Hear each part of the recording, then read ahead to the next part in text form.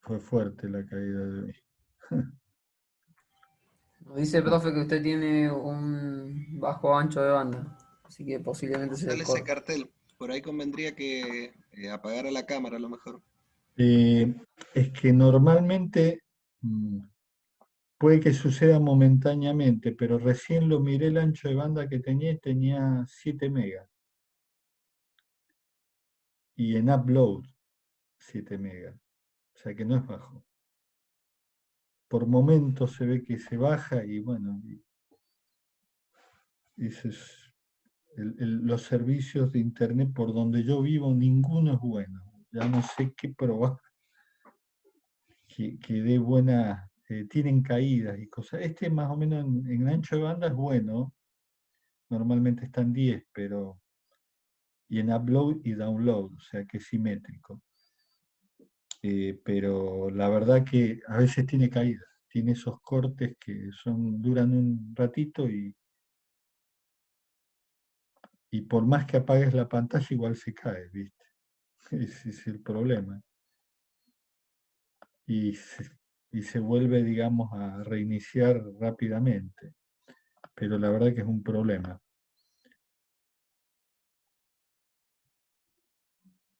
Vamos entonces a presentar. Bueno, otra cosa muy interesante para que hablemos en comunicación, que es hoy se habla mucho de que lo ideal y la comunicación más económica que podemos lograr es la comunicación boca a boca. Es cuando el cliente espontáneamente hace comentarios buenos de nuestra marca. Entonces, obviamente, eso es muy importante y, digamos, eh, acá hay una de las corrientes más modernas, es utilizar los principios STEPS, que es, digamos,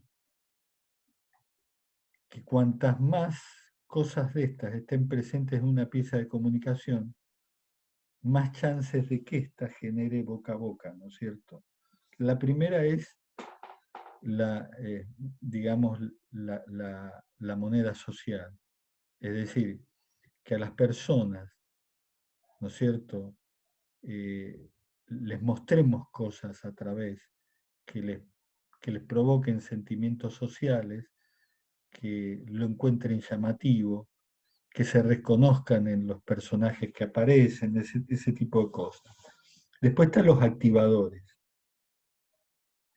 Los activadores que hacen que uno recuerde esa, esa publicidad, esa comunicación, y que la tenga, digamos, en la punta de la lengua, como se suele decir.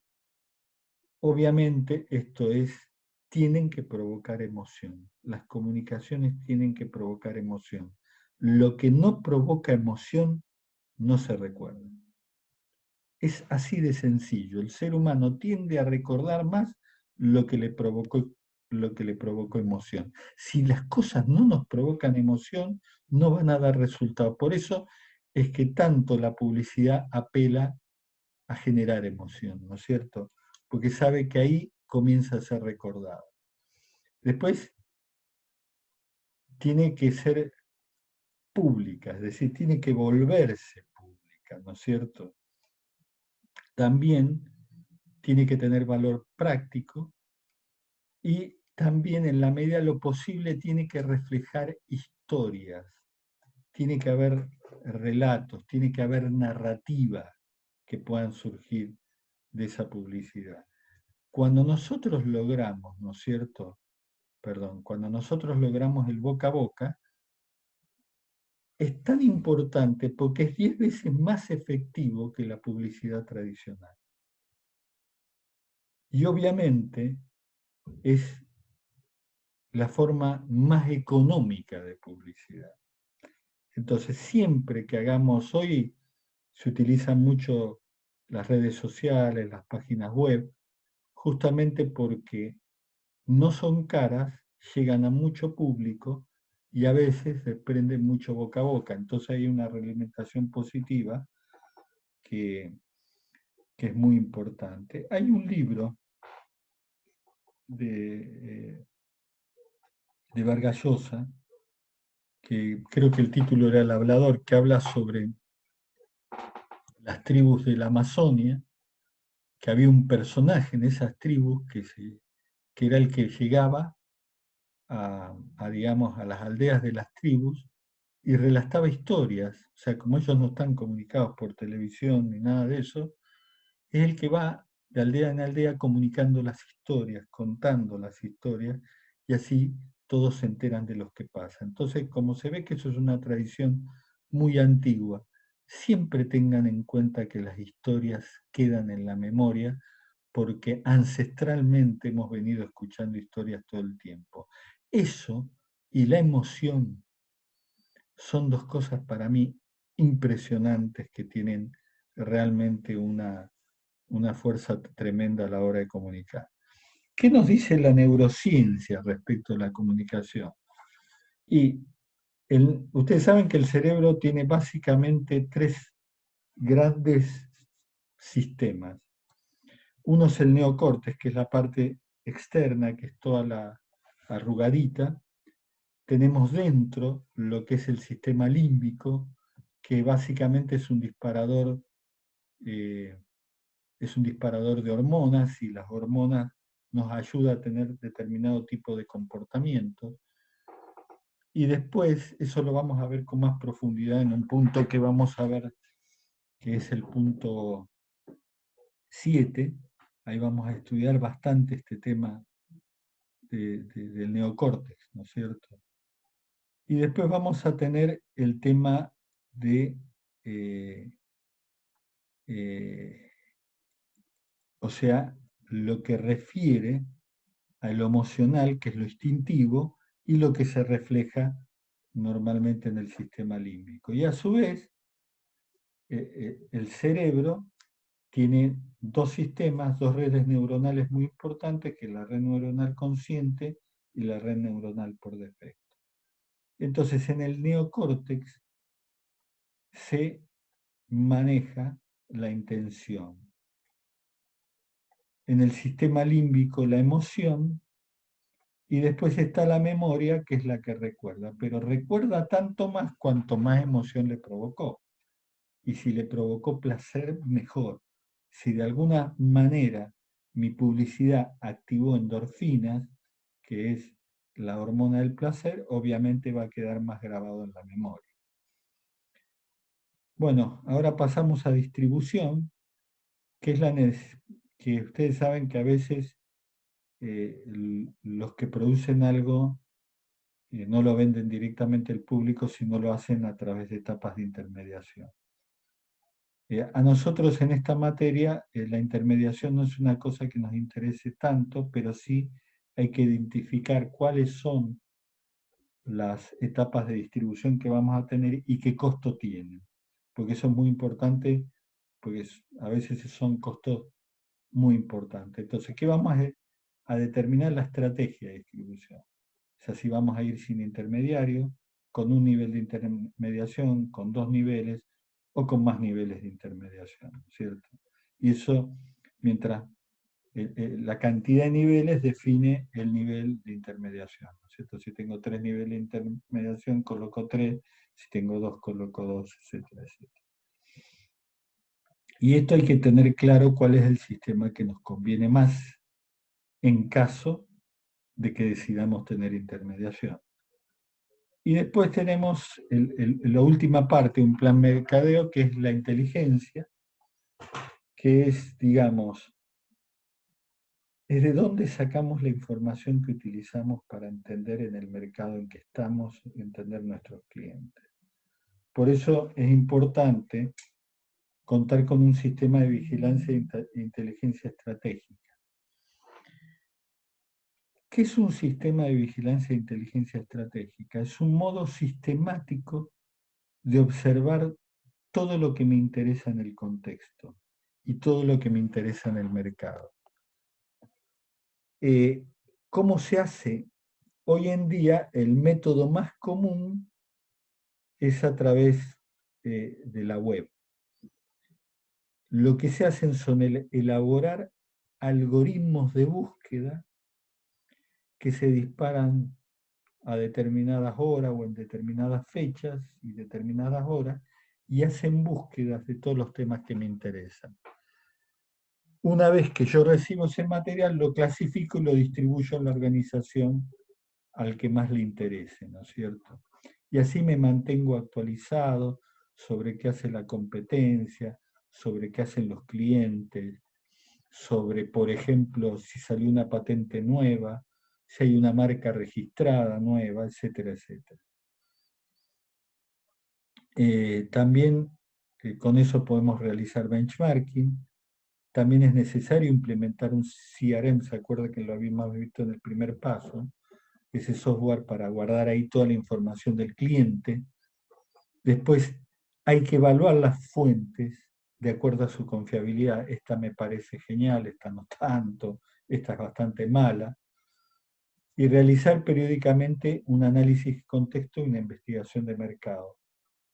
Por lo general eso se hace, depende de la industria en que estoy, pero lo más probable es que se haga todos los años. Efectuar el análisis de valor para conocer la situación competitiva, ustedes ya lo han hecho, la famosa planillita de Excel que vimos el otro día, y medir los resultados de la gestión comercial, ¿no es cierto? Y eso, con inteligencia estratégica, se comprende mucho mejor la realidad y se logra comprenderla a veces, hasta 4 veces en forma más precisa, ¿no es cierto? Ustedes dirán, ¿y de dónde sale esto de vigilancia? Esto es una locura. Miren, para que se den una idea de lo importante que es esto, que el Ministerio de Ciencia y Tecnología de la Nación tiene un departamento exclusivamente dedicado a esto, a hacer vigilancia e inteligencia estratégica. Pero no solo hacen eso, sino que enseñan gratuitamente a las empresas y a los emprendedores en cómo hacerla. O sea que si uno le manda un mailcito a esta gente, entra en la página web, se vincula con ellos y les manda un mail, ellos de alguna manera los van a meter en una capacitación online y les van a enseñar todo lo que necesitan saber para hacer esto y gratis. Obviamente que inteligencia estratégica y Estado es una cosa complicada. Es decir, la verdad es que una de las cosas que uno puede observar, sobre todo cuando se produjo el fin de la Guerra Fría,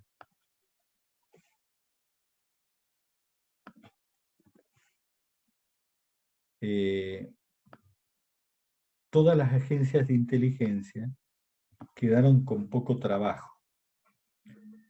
Y más o menos ustedes saben que contemporáneamente con la caída del muro de Berlín, que fue a fines de los 80, y digamos, hubo como una aceleración de la globalización, y también empezó a haber mucha competencia internacional porque empezó a haber muchísimo más comercio internacional. Entonces, las centrales de inteligencia empezaron a colaborar con las empresas estratégicas para, obviamente, ganar más mercados. Y eso dio orígenes a cosas bastante interesantes, como que pincharan teléfonos, o que pasara gente investigando en los basureros de las empresas para ver si encontraban información útil, y cosas también no tan santas, ¿no es cierto? Como enviar aviones a fotografiar las fábricas o comprar información de dentro de las empresas. Yo tuve algunos sucesos vinculados con esto en la época que me dedicaba mucho a hacer negocios a nivel internacional. Recuerdo un caso de haber estado en Suecia y recuerdo que me estaba por ir y entraron a mi departamento y vieron las películas espías que la persona entra al departamento y lo encuentra todo revuelto y que le han hurgado absolutamente todo? Bueno, eso me sucedió a mí. O sea, no es que le estoy contando de algo que leí en una revista, no. A otro funcionario de la empresa que trabajaba, una vez le robaron completamente toda una licitación que iba a presentar por un negocio de como 50 millones de dólares. Llegó a la empresa, bajó las cajas. Cuando bajó la caja, vinieron y le dijeron: pibe, esto es mío, se lo llevaron y desaparecieron. Y estas son cosas que suceden, ¿no? Pero ahora se ha tranquilizado un poco, pero ahora todo se hace en función de la Big Data, de la inteligencia artificial, de los drones, ¿no es cierto? Es como que está más sofisticado. Bueno, ya hemos visto cómo se hace el diagnóstico, cómo se encuentran los objetivos. Ahora vamos a ir al programa. ¿El programa qué? Bueno, es definir las acciones que van a hacer, quiénes las van a hacer, ¿no es cierto? Y qué plazo van a tener. Y eso es fundamental, porque si no hay programa no sabemos dónde están las erogaciones, etcétera, etcétera. Y después hay un presupuesto, que consiste en calcular el costo de cuánto nos va a salir un plan de mercadeo. Y los planes de mercadeo, yo siempre uso la regla mnemotécnica BICI, como la bicicleta, ¿no es cierto? BICI. O sea, tiene que haber un presupuesto de branding, uno de imagen, uno de comunicaciones y otro de inteligencia de mercado, ¿no es cierto? Obviamente, una cosa que de estos 4 rubros en que gasto el dinero en marketing, el que más incide es el de comunicaciones. Es la parte más cara de esto. Normalmente es donde meto más dinero. El proceso de branding puede ser complicado al inicio y llevar mucho dinero al inicio, pero después ya no lleva tanto dinero. Pero el tema de comunicaciones es normalmente lo que suele ser lo más abultado. Bueno, ahora nos queda ver cómo se pronostican las ventas. Ya vimos cómo se pronosticaba la demanda, ahora vamos a tratar de entender cómo se pronostican las ventas. Bueno, básicamente hacer un pronóstico de venta es decir cuánto voy a vender cada año. Y créanme que ese es uno de los temas más difíciles que tiene esta materia y donde se cometen los errores más graves. Hay distintas técnicas de pronóstico. Están los métodos cualitativos, es decir, no tengo números, entonces ¿qué hago? Me junto con gente que conoce el mercado y sabe y tratamos o hacemos encuestas y tratamos de entender cómo va a ser el mercado. Y después están los métodos de serie de tiempo, que son métodos mecánicos, que con alguna ecuación matemática yo puedo representar cómo se va a proyectar ese mercado en el tiempo, en función de cómo lo hizo en el pasado. Y después están los métodos causales, en que identifico una causa y puedo establecer algún tipo de ecuación basado en la causalidad de eso. Bueno, los métodos cualitativos, los más populares, son el consenso ejecutivo, es decir, se juntan los ejecutivos de esa empresa y discuten hasta ponerse de acuerdo en cuál va a ser, digamos, la proyección de ventas que van a establecer. Después está el del conjunto de la fuerza de venta, o sea, se reúne toda la gente que trabaja en la parte de venta, todos los vendedores, y ellos hacen sus estimativos de venta. El problema que suele tener este método es que los vendedores son por naturaleza muy optimistas. A tal punto que normalmente lo que dicen los vendedores, en mi experiencia, hay que dividirlo por 2.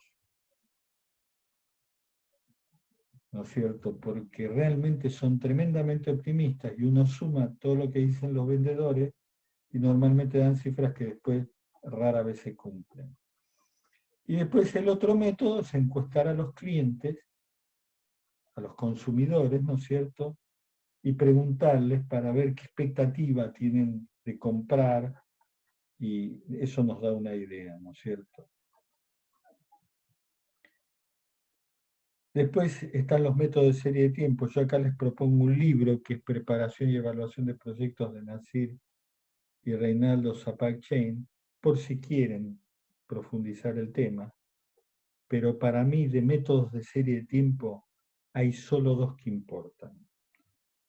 El primero es la función logística, ecuación de PER, que ya la vimos en demanda, es la misma acá, después la vamos a ver, cambia qué es lo que proyectamos, pero es la misma expresión matemática.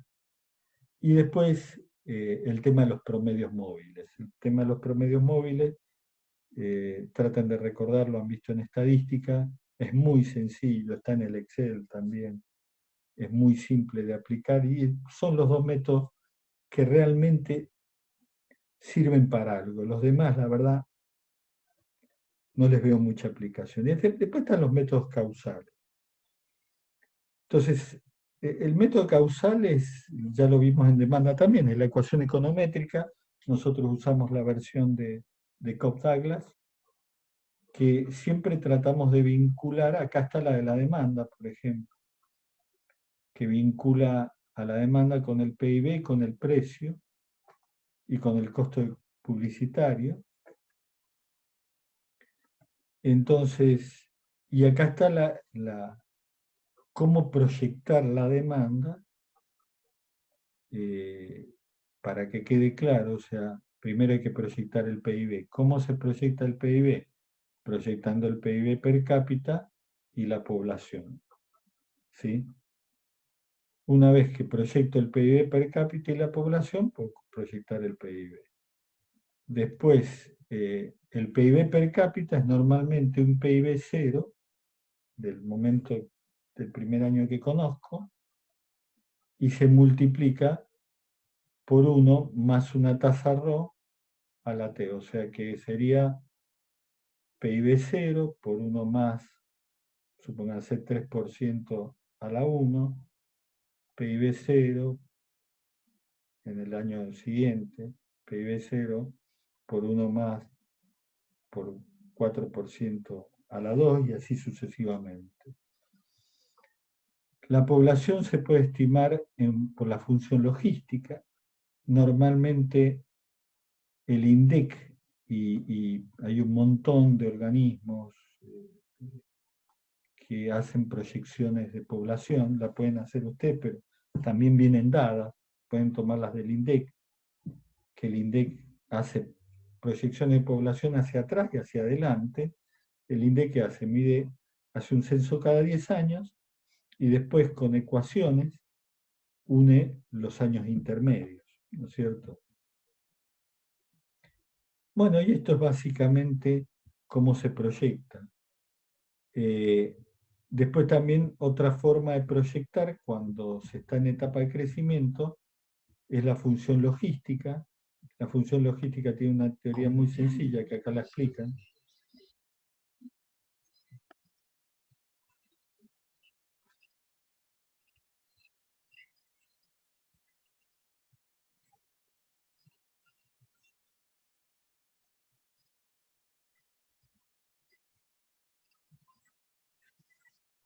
Perdón, profesor, no se escucha el audio del video. Vamos a resolver el problema. A ver.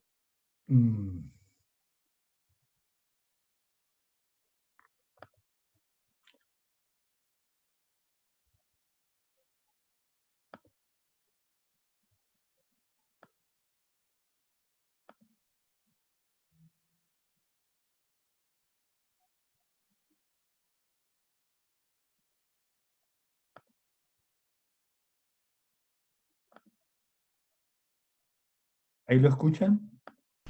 como ya hemos visto en los videos anteriores, si tú comienzas Sí. una ecuación diferencial logística, en donde, bueno, tenemos a R, que esencialmente dice qué tan rápido estamos creciendo cuando estamos sin restricciones por los límites ambientales. Por otra parte, aquí tenemos a K, lo cual nos dice la población máxima que podemos alcanzar dados nuestros límites. Y bueno, vimos que si nosotros queremos resolver esta ecuación, y bueno, claro, sin contar las soluciones constantes n de t igual a 0 y n de t igual a k, entonces, como vimos en los videos anteriores, nosotros obtenemos la siguiente función solución. Y déjame ponerla justo aquí, n de t, y bueno, aquí voy a poner a t, así que déjame ponerlo con este color. N de t va a ser exactamente igual que, bueno, primero vamos a empezar con una población inicial, n sub índice 0, que es nuestra población inicial. Esto que a su vez está multiplicando a nuestra capacidad máxima de población, es decir, K. Esto que multiplica K, y bueno, todo esto lo tenemos que dividir. Así que déjame poner que todo esto lo vamos a dividir entre, bueno, primero hay que tomarnos la población inicial, n sub índice 0, y a esto le voy a sumar la diferencia que se da entre la población máxima y la población inicial, es decir, nos vamos a tomar K menos n sub índice 0, K, a esto le voy a quitar n sub índice 0, ok, justo con este color, ok, ya esto hay que cerrar el paréntesis, y todo esto lo voy a multiplicar por la función exponencial, elevado a la menos rt, elevado a la menos r, ok, que multiplica al tiempo. Esto que multiplica al tiempo. Y bueno, todo esto es mi divisor, así que déjame hacer hasta acá esta línea de lujo. Y además, en el video pasado vimos que esta es nuestra función logística. Esta de aquí es nuestra función logística. ¿Ok? Y lo interesante de todo esto es que esta función no es una solución constante, que es justo lo que queríamos averiguar en nuestro modelo de población. Una solución no constante a esta ecuación diferencial logística, a esta de aquí, ¿ok? O la ecuación de Verhulst. Y bueno, ya que tenemos esta ecuación diferencial logística, y bueno, una vez que ya tenemos esta ecuación diferencial logística y su solución, vamos a aplicarla. Y justo vamos a trabajar con un problema de crecimiento poblacional. Y bueno, ¿qué te parece si para empezar hacemos algunas afirmaciones? Vamos a suponer lo siguiente. Primero vamos a suponer que estamos en una isla. Así que bueno, digamos que aquí tengo a mi isla, es más o menos esta de aquí. Y bueno, vamos a suponer que empiezo con 100 personas. Que por aquí tengo 100 personas. Así que este de aquí va a ser n sub índice 0. La cantidad inicial de población, y lo voy a poner justo con el mismo color. N sub índice 0 es igual a 100 personas. Y bueno, también vamos a pensar que nuestro medio ambiente que nos da, bueno, esta isla, es decir, dada la tecnología actual de agricultura, la disponibilidad de agua y bueno, todo lo demás, vamos a suponer que esta isla tiene una capacidad máxima de población de 1000 personas. Así que déjame poner aquí algunas otras personas. Y bueno, esta va a ser entonces nuestro valor de K. Voy a decir que K, nuestra capacidad máxima de población, es de 1000 personas. Ok, es decir, el límite de la población. Y bueno, además vamos a pensar en cuánto va a ser nuestro valor de R. Y para eso vamos a suponer que generación tras generación, que bueno, eso es aproximadamente cada 20 años, ok, vamos a suponer que vamos a tener un crecimiento del... nuestra población crece en un 50%. Entonces, déjame ponerlo así, cada 20 años vamos a tener un crecimiento del 50%. Déjame ponerlo así, crecimiento crecimiento. Ok, y es que esto nos va a ayudar a obtener AR. Es decir, si en 20 años vamos a tener un crecimiento del 50% de nuestra población, bueno, dada esta información, ¿cuánto es lo que crece nuestra población anualmente? Es decir, R. Ojo, queremos saber el crecimiento anual de nuestra población y para esto vamos a traer por acá nuestra calculadora, que la tengo justo por acá, y bueno, con esta calculadora vamos a ver cuál es nuestro crecimiento anual. Porque si nosotros crecemos en un 50% nuestra población original, bueno, eso es lo mismo que tener 1.5 veces nuestra población original. Y a esto lo voy a elevar ¿y dónde está? Justo aquí. Lo voy a elevar a la potencia 1 entre 20, porque son 20 años. 1 entre 20. Y bueno, esto es exactamente lo mismo que 1.02048. Ojo. Esto esencialmente nos dice cuánto vamos a crecer poblacionalmente en el transcurso de cada año. Es decir, crecemos en un factor de 1.02, 1.02048 en un año. Es decir, que otra forma de verlo, y si regresamos aquí, es que nuestro valor de R, que es justo con este color, nuestro valor de R va a ser exactamente igual, o bueno, aproximadamente igual que 0.0205 si nosotros lo redondeamos. Y bueno, déjame poner aquí que este va a ser nuestro crecimiento anual.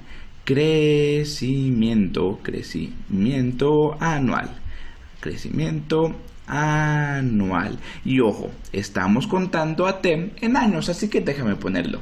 Estamos suponiendo que T está dado en años. Aquí lo voy a poner. T está dado en años. Años. De lujo. Ok, dado que T está en años y que ya tenemos R, N subíndice 0 y K, ¿cómo podemos escribir a nuestra función logística correspondiente? Es decir, justo esto que tenemos aquí, dado lo que ya sabemos. Así que para esto, déjame ponerlo justo por acá. N, ok, de T y T, déjame ponerlo con su correspondiente color, ok, lo tengo justo aquí, N de T, esto va a ser, déjame ponerlo con este color, esto va a ser exactamente igual que N subíndice 0, pero N subíndice 0 es 100, N subíndice 0 es 100, esto que multiplica acá, ok, pero el valor de acá es 1000, entonces esto que multiplica a 1000, ok, esto que multiplica a 1000, es decir, la población inicial que multiplica a la población máxima, y esto a su vez lo voy a dividir entre la población inicial, ok, que es 100, ok, 100, más a esto le voy a sumar la diferencia de la población máxima menos la población inicial, lo cual es 1000 menos 100, bueno, eso es lo mismo que 900, así que lo voy a poner aquí, 900 que multiplica a E, esto que multiplica a la función exponencial, ok, elevado a la menos r, ok, elevado a la menos 0.0205, que es justo el valor que tenemos aquí de r, y esto multiplicado por el tiempo. Y justo aquí está nuestra función logística dada esta información. De lujo. Y para corroborar que esta es en definitiva nuestra función logística, es decir, que esta es nuestra función que describe el crecimiento de la población, dada esta información, bueno, para verificarlo, ¿qué te parece si lo graficamos? Y para graficarlo, dame un segundo para poner aquí justo la gráfica. Y aquí la tienes, aquí tenemos la gráfica de esta función logística. Y lo primero que quiero que te des cuenta es que cuando nosotros tenemos un tiempo t igual a 0, entonces nosotros estamos parados justo aquí, en el valor de 100. Es decir, que nuestra población inicial es de 100 habitantes. Y es justo lo que queríamos. Y no solo eso, que después de 10, 20 años, date cuenta que nosotros estamos llegando justo al valor de aquí. Y este valor de aquí es exactamente lo mismo que 50 unidades después, es decir, 50 personas después de estas 100 personas iniciales. Dicho de otra manera, está cumpliendo justo lo que tenemos aquí. Estamos cumpliendo justo esta parte de aquí, que en los primeros 20 años, esta parte de aquí, que en los primeros 20 años tenemos un crecimiento del 50%, o dicho de otra manera, que el valor de R es igual a 0.0205, o lo podemos ver como 0.205%, que después de 20 años nos da un crecimiento de 50 individuos, que es justo lo que vemos aquí. Es decir, en la siguiente generación, y si nosotros nos fijamos en la siguiente generación, como ya hemos... Bueno, vieron cómo es el tema de hacer el crecimiento poblacional.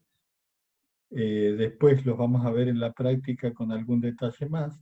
Son ecuaciones que no son muy complejas, pero por ahí pueden dar algún dolor de cabeza. Por eso la explicamos tantas veces y de diversas formas. Bueno, entonces, una vez que se proyecta la demanda,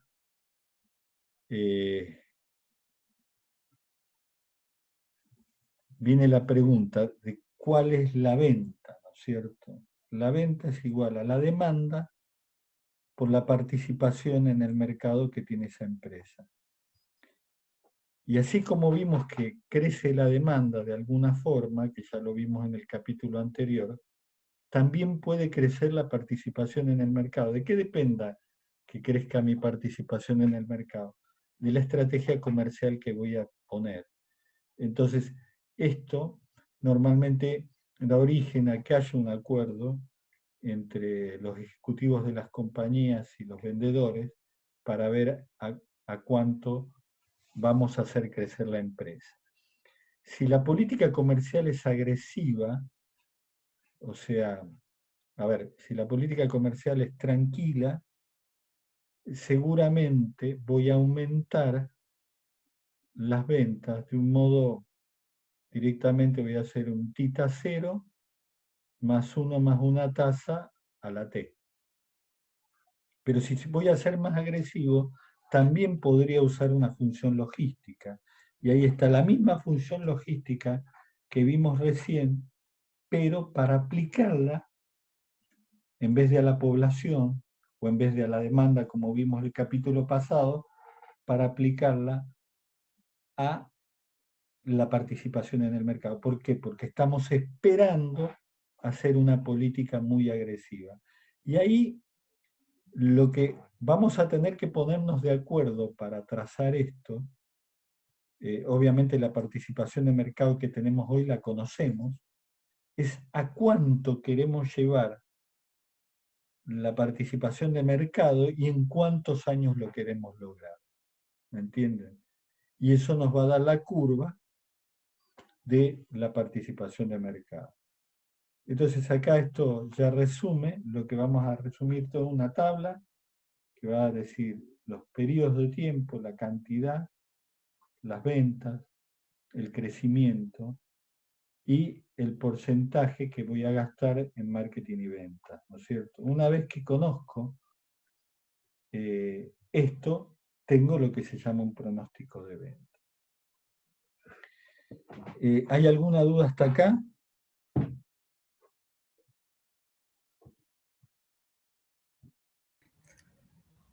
¿Cómo, profe, determinamos la participación del mercado? La actual, La actual. y eso es información que tiene que tener la empresa. El problema es cuando vos empezás con una... vos vas a cualquier empresa y te va a decir cuánto están vendiendo actualmente. Y como sabés la demanda y sabés lo que venden hoy, suponete que la demanda, vamos a suponer, es 10.000 y la empresa está vendiendo 1.000 unidades. ¿Cuánto es su participación en el mercado? Y hago la cuenta. Y 10%. Sería 10%. Claro. El problema es cuando la empresa nunca operó, que estás haciendo el startup, ¿no es cierto? Estás arrancando con la... Ahí es jodido. Pero vamos a hacer una hipótesis simplificativa. Normalmente, los mercados se distribuyen entre los oferentes de acuerdo a Pareto. Vamos a suponer por un instante que tenemos un mercado, entramos en un mercado que tiene 25 competidores, ¿sí? Si se rige de acuerdo a Pareto, significa que el 20% de los oferentes, ¿cuánto es el 20% de 25?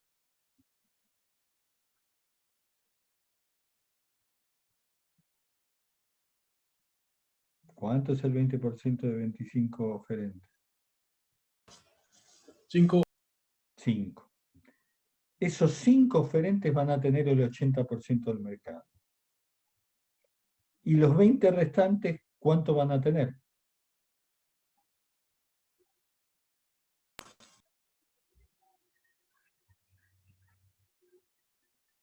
¿Cuánto van a tener en promedio el 20% de los oferentes? Si los 5 tenían el 80%, ¿cuánto El les queda? 1%. El El 1%. 1% en promedio cada uno. Entonces, si entra una empresa nueva, ¿cuál va a ser su primer objetivo de venta? 1%. ¿Me entendieron cómo se puede deducir?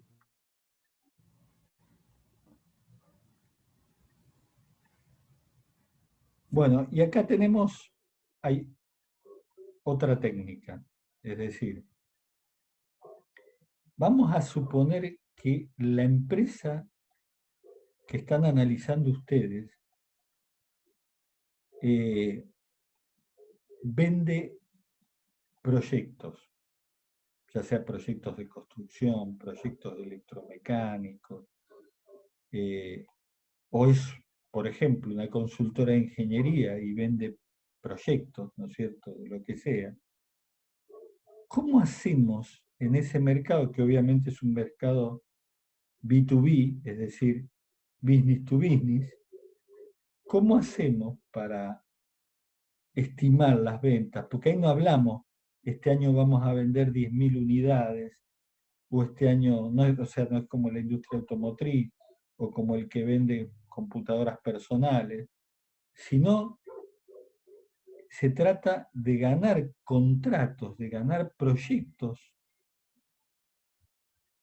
y eso va a definir cuánto van a vender. Cuando eso sucede, se utiliza una técnica absolutamente diferente de lo que vimos hasta ahora, que se llama plan de oportunidad. O sea, lo primero que tenemos que entender es que cada oportunidad, ¿qué va a ser? Un proyecto, una obra, ¿no es cierto? Y obviamente que las oportunidades se desarrollan en el tiempo. Es decir, ¿cómo se desarrollan? Normalmente, en algún momento, alguien decide que se va a hacer un proyecto y empieza a desarrollarlo. Después, una vez que ya lo tienen más o menos claro, se inicia un proceso de preadquisición para tener toda la información necesaria, etc. Y después se inicia un proceso de adquisición, que puede ser por licitación o por alguna otra manera, y ya se empieza a comprar. Y una vez que se compró, se ejecuta. Entonces, esos son los grandes 4 etapas. Cada una de estas etapas está caracterizada por todas esas actividades que se ven ahí. Los proyectos electromecánicos, la gran mayoría pasa por todas estas etapas. O sea que quizás este es uno de los métodos más utilizados para, digamos, hablar de venta de equipamiento electromecánico. O sea, tomamos un caso, vamos a participar en un proyecto para vender el equipamiento electromecánico de una central hidroeléctrica. Y va a pasar por todas estas etapas. Un parque solar, va a pasar por todas estas etapas, ¿no es cierto? Venta de transatlántico, va a pasar por todas estas etapas, ¿no es cierto? Porque se venden proyectos, ¿no es cierto? Ahí pueden leer todo en qué consiste cada etapa para que se familiaricen con lo que pasa en cada una de las etapas.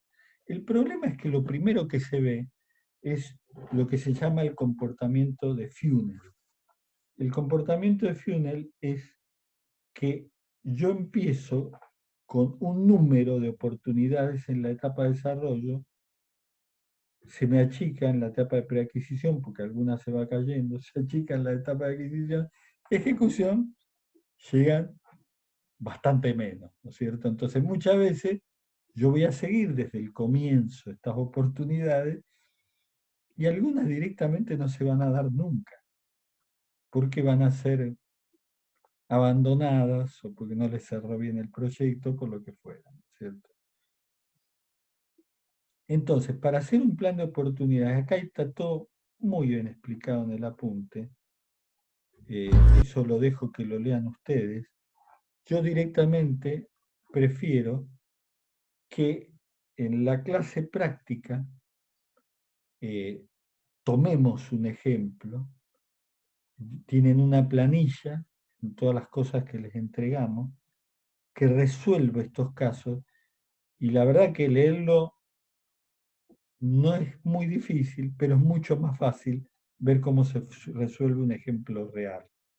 Antes de estar 2 horas explicando teoría, prefiero que agarremos un ejemplo real, lo entendamos y ahí nos va a quedar claro cómo funciona hacer un plan de oportunidades. Me parece eso muchísimo mejor que explicar teoría y empezar a explicar cosas. Además la tienen escrita acá. Entonces ahora vamos a ir directamente a ver este video. ¿Se escucha? ¿Se escucha el video? Sí.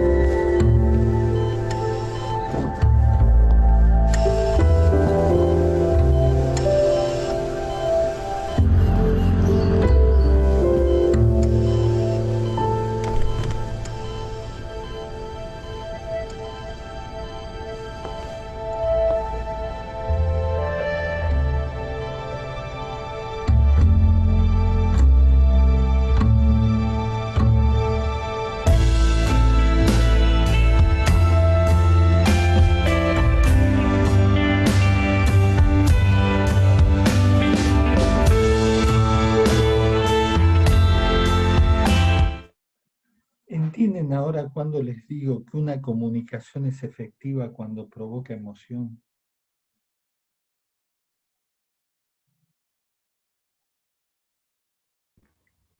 Fíjense que una pauta publicitaria son segundos. Y como esta pauta publicitaria nos cuenta una historia, y una historia que nos llega al corazón.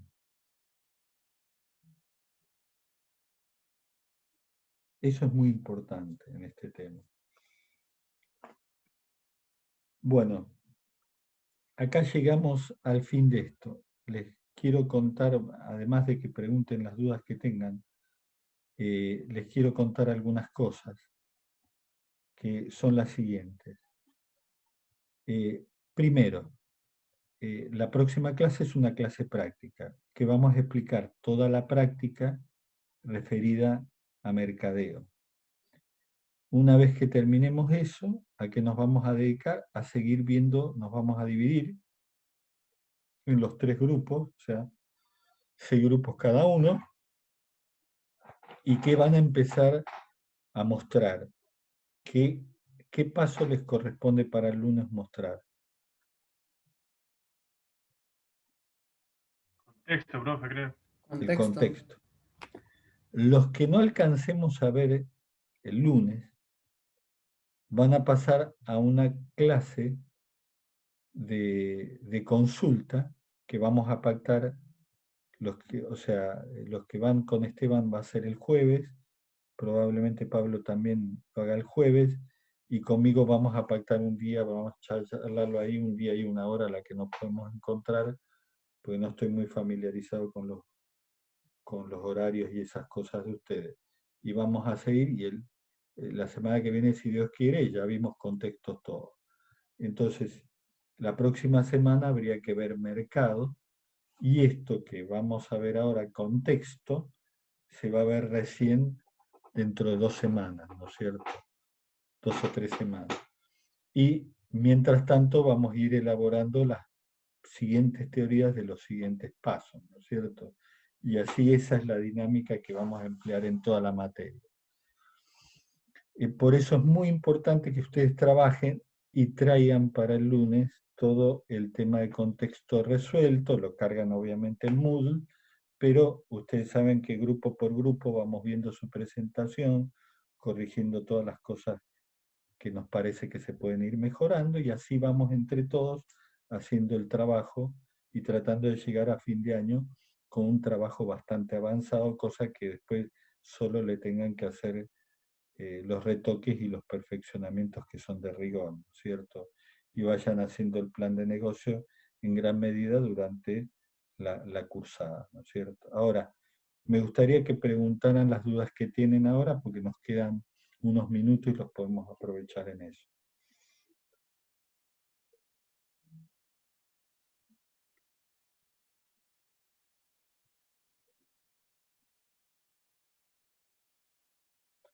No hay ninguna duda, chicos.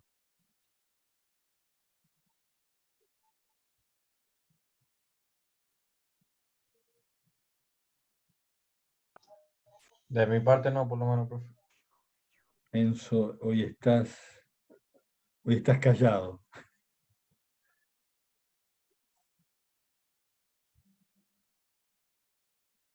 Bueno, entonces lo que vamos a hacer es, terminamos aquí, nos vemos el lunes, como siempre, en el horario de siempre, y vamos a ver toda la teoría de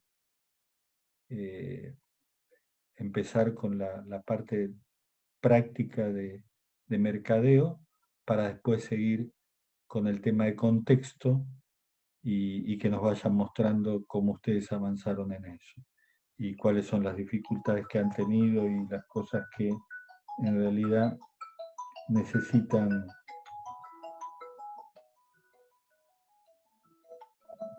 Disculpen, no sabía que tenía el celular con sonido. Entonces, así podemos seguir adelante y ir trabajando. Lo que les pido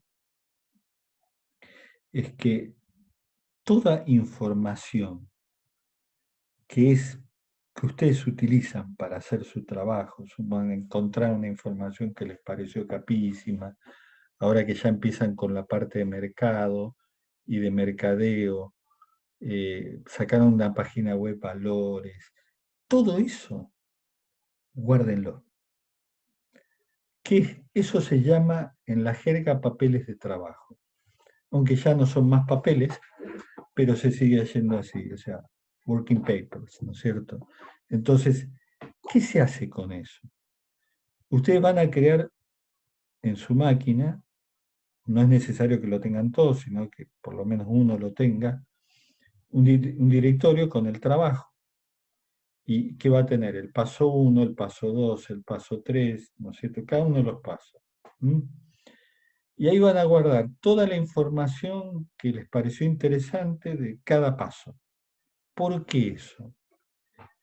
Porque supónganse que en el examen a nosotros se nos ocurre preguntar, ¿y de dónde salió esta información? ¿Cuál es la fuente? Entonces, ustedes abren su directorio, sacan su papel de trabajo y dicen, esta es la fuente. ¿Me entienden?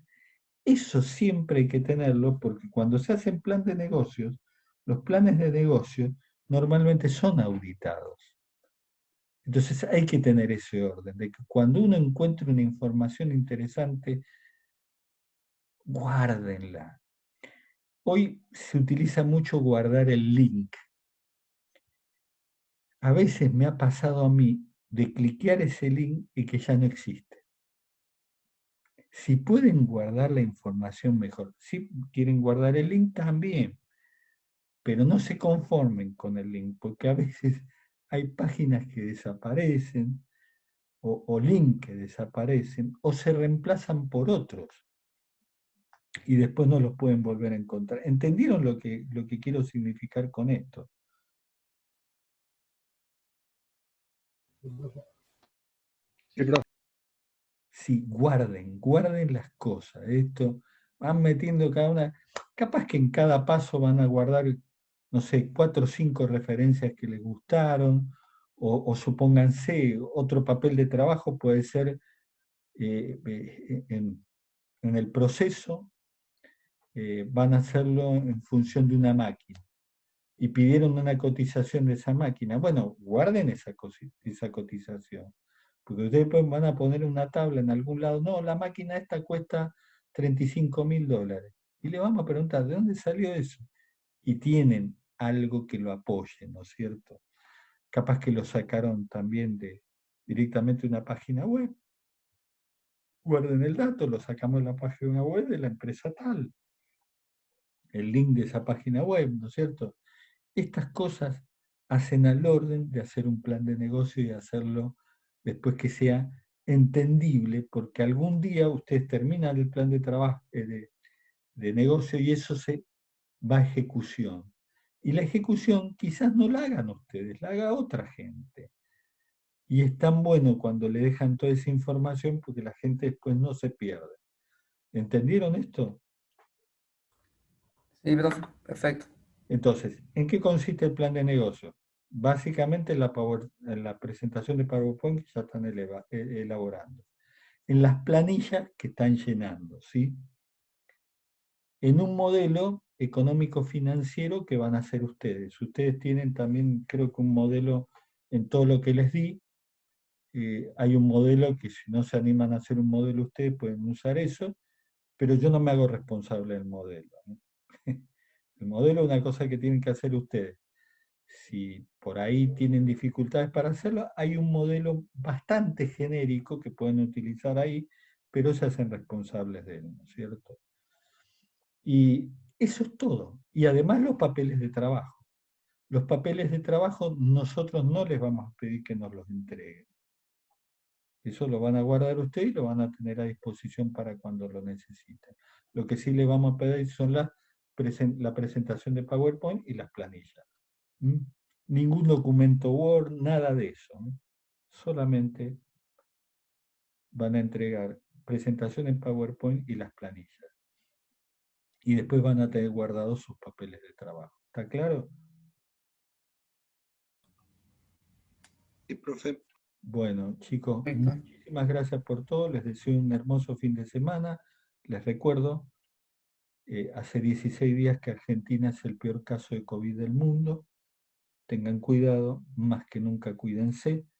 Estamos en la peor parte, ya hemos tenido más de 14.000 casos en un día, y esto sigue, en algún momento no muy lejano va a empezar a declinar, según me indican mis modelos, pero todavía tenemos un poco más, y esta es la etapa en la que más cuidado hay que tener, así que manténganse saludables, manténganse bien, y los espero el lunes como siempre. Que tengan un hermoso fin de semana. Gracias, Profe, profe. quería Gracias, hacer, profe, igualmente. Gracias. Igualmente. Adiós, profe. Profe. Gracias, chao. Profe, quería hacer una consulta. Hágala. Miren, la parte que habla del comercio exterior, yo tenía una duda cuando había que buscar los acuerdos comerciales que habla de la WTO, que es La World Trade Organization, la sí, WTO, exacto, o la sí, Organización Mundial del Comercio, OMC. exacto, sí, sí. ¿Qué hay que colocar como un resumen? No. Porque yo busco, Simplemente la información que te interesa es guardarla como papel de trabajo. bien, bien. Porque nosotros encontramos, pero o sea, bastante información, pues no sabíamos qué colocar. Y vos fíjate qué te dice el slide. Viste que el slide te dice, necesitas saber esto y esto. Lo importante en esta etapa del plan de negocio es saber que hay un convenio país-país. ¿Me entendés? Ujú. Normalmente los convenios país-país, ¿para qué son? Para bajar los aranceles. Entonces lo Bien. importante es que sepas el arancel que te van a aplicar, si es caso de exportación. Si es caso de importación, no, son los aranceles que le aplicamos acá, ¿no es cierto? ¿Me Bien. entendiste la idea? Sí, sí, lo entendí. O sea, digamos, es poner como un resumen, digamos, Más que algo así. resumen, a ver, el valor. A ver, El valor. me Bueno, entero, hay un acuerdo país-país. A ver, ¿entre quién? Entre Argentina y no sé, suponete entre Argentina y Checoslovaquia, por decir cualquier cosa, ¿sí? Y vos tenés justamente pensado ir a vender a Checoslovaquia. Entonces vos vas a decir, bueno, ¿qué arancel me va a cobrar Checoslovaquia? Checoslovaquia le voy a exportar, no sé, vamos a decir, tableros eléctricos, ¿sí? Y normalmente ellos tienen un arancel para tableros eléctricos del 20%, pero como hay un convenio con Argentina, va a correr solo la mitad del arancel, entonces el arancel es el 10%. ¿Está claro? bien. Ujú. Bien. Bueno, profe. Es más, si vos cuando lees el comercio, viste ¿cómo se llama? El convenio, vas directamente a la parte arancelaria y listo. Mientras menos se maten, mejor, ¿viste? Lo que es importante es traer el dato.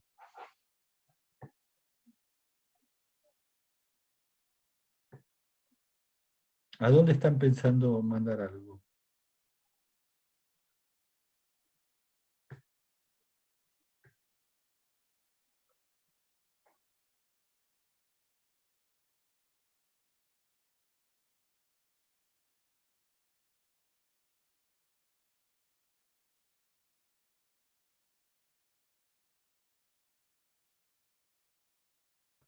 ¿Alguna pregunta más?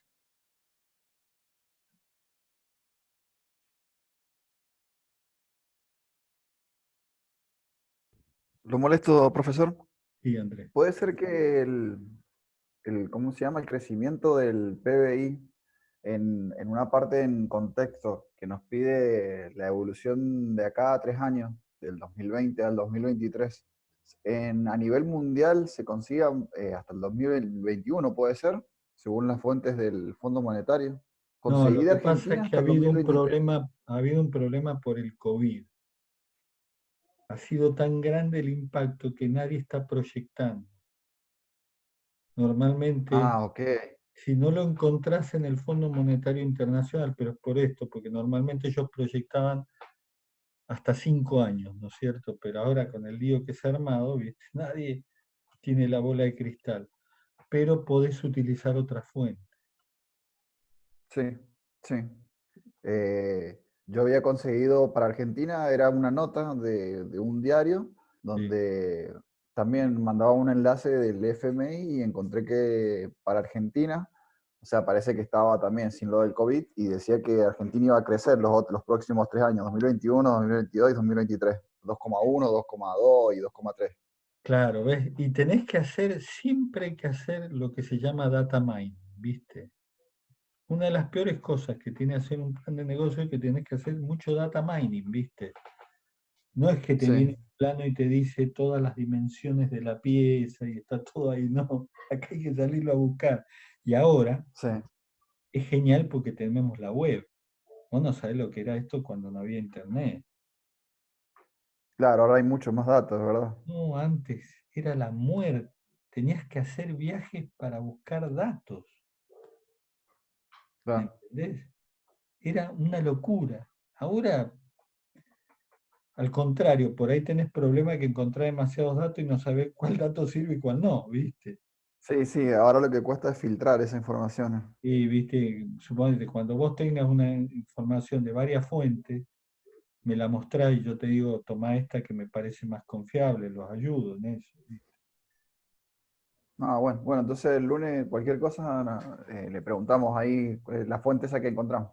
Sí, a ver si es del IMF seguro que es buena, porque son muy serios con la información.